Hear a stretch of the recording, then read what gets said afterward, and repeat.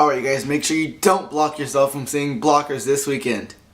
Anyways everybody, so I saw Blockers last night. I got to see it at an advanced screening and I was so excited to go see this movie. I saw Unsane in an advanced screening. That was a little bit of a lower budget film.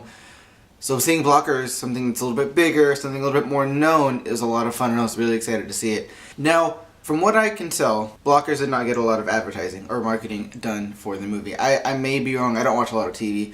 But I didn't see a lot in the theaters, which is where I really see all my commercials or my trailers.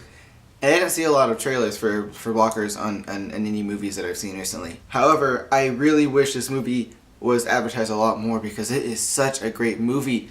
And it's going to be interesting to see this weekend because this weekend it's going up against A Quiet Place. At least that's the one that's really being released this week. We also have Pacific Rim Uprising and Ready Player One that released last week and the week before, so those could also prove the competition. However, I really hope that Blockers gets at least in the top 3 this weekend because it's a really good movie, a really well made film, and I think that everybody involved really deserves some credit for this film because it was a lot of fun, it was well done, it was original, it wasn't overplayed, the jokes were good, and it was really one of the best comedies I've seen in a long time. Now, it's directed by Kay Cannon, who was the writer and I believe producer for Pitch Perfect, all 3 Pitch Perfect movies. So those movies are pretty funny. So she has some credibility with the comedic side of her. So the writers for this film are Brian Cahoe and Jim Cahoe, and a lot of their films that they worked on are not very well known. Some of them are just TV shows. So obviously we're not really seeing their work in a lot of places, but seeing it on the big screen in this movie, which is really well done in my opinion, it's going to be really cool to see because hopefully we get to see these guys rise up more and we can see more comedic movies coming out that are actually enjoyable. This movie stars John Cena, Leslie Mann, and Ike Barinholtz as the 3 parents that are mainly portrayed in the film. And it also introduces some new actresses for the younger teenagers. So we have Katherine Newton, who plays Julie, who is Leslie Mann's daughter. Leslie Mann's character's name is Lisa. And we see the dynamic between those two very, very close. They are very bonded. It's a mother and a daughter relationship. And Leslie, or Lisa, is a single mom, so their connection is very close, and pretty much their connection to this film is the main plot or the main focus to a lot of this film. So next up we have Geraldine Visado. I'm pretty sure I butchered that name, but she plays the daughter of John Cena, and let me tell you, their relationship is hilarious. I love the way that you can just tell that those two have some kind of connection just from the beginning of the film. Not just on screen, but off screen as well. They have to have had some kind of, I don't know, they probably played sports or something behind the scenes. But they had a lot of fun on screen and off screen probably too. But seeing her come out as this actress, she does really well, and she's not really known for a lot of movies, so I'm really glad that she got to come on scene with John Cena and Leslie Mann and actors that have been in the business for a while now. So last up we have Gideon Adlon, who plays Sam, who is my Ike Barinholtz's daughter in the film, and her character was the nerdy, the geeky kind of girl, and this portrayal of her was really cool to see. And her dynamic on screen was very well done, and you can tell that she was playing the part of her role. She's probably a geek in real life, if I'm being honest, but you wouldn't be able to tell otherwise based on her performance in the film. I'm gonna throw some showcases out there. John Cena has come a long way since he first starred in his first film, whichever that was. I didn't see him in Ferdinand, or hear him in Ferdinand, but he has shown that he can do so much in a film, and his acting skills are so much better than we may have thought. I'm saying he's gonna reach The Rock's level at some point. Honestly, in my opinion, I think that John Cena is way better than The Rock. I think The Rock has a lot of good qualities and a very talented actor, but I think that John Cena deserves some time in the spotlight too.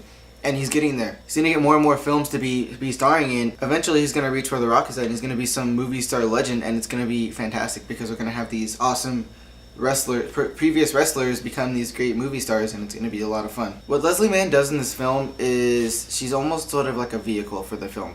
So we obviously see the concern for the parents that are concerned about what their daughters are going to be doing on prom night, but Leslie Mann's kind of the driving force behind all of this. If she wasn't there, probably a lot of the events that occurred in the film would not have happened because of the persuasiveness that she does have in the film and as an actress herself. And then Ike Barinholtz, his whole story and development as a character it's not something that you would have thought would have happened, and it's perfect because he is portrayed as some, I'm not going to say, but he's portrayed in one way, but he comes out and is revealed as something else entirely. Now, something I really enjoyed about this movie is that it's original, and I said that earlier, but the jokes in this film are very funny, and they're not just funny as in like haha, they're really, really good, and they're things that like you wouldn't expect, but you are kind of understanding why they're there, because this film is almost a coming of age, because we have these 3 girls who want to experience new things on prom night before they graduate, and they have to leave, they're leaving home. But it's not just a coming of age for the kids, it's a coming of age for the parents as well, because they have to come into terms with this new step in their daughter's lives, that it's a big change for them, and no matter what's going to happen, they just have to be able to be there and support them. And the parents learn that throughout the film. So here's the thing with these actors and actresses, is that a lot of them have not had a lot of screen time in their lives, and so they have to go through a lot of things in this film that they might not normally have done. But the dedication and the determination, the commitment that each one has is shown throughout their own scene in the film.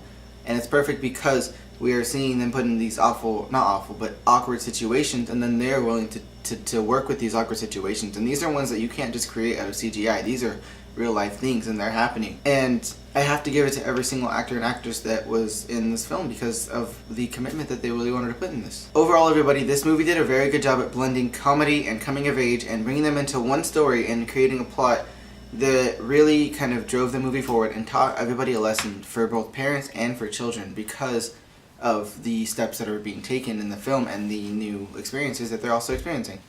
Biggest highlight of this movie though is, guys, watch out for John Cena, because he's coming. He is coming with a driving force that is going to plow right through the rocks. The rocks. Haha, he's gonna plow. Bad jokes. Without giving too much away, there was a little bit of a plot hole here and there. It wasn't super big, and it wasn't so bad that it made me step away from the film.